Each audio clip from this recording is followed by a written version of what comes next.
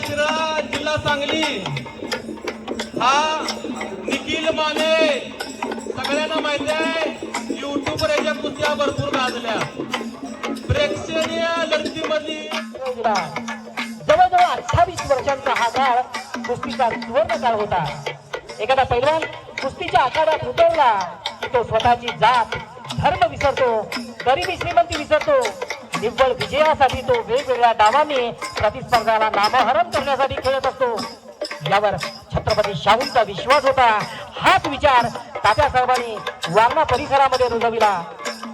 याच परंपरेचा आदरणीय आमदार डॉक्टर विनयजी कोरे सावकर यांनी आदर केला आणि आंतरराष्ट्रीय राष्ट्रीय कुस्ती मैदानाचे यशस्वी आयोजन केले।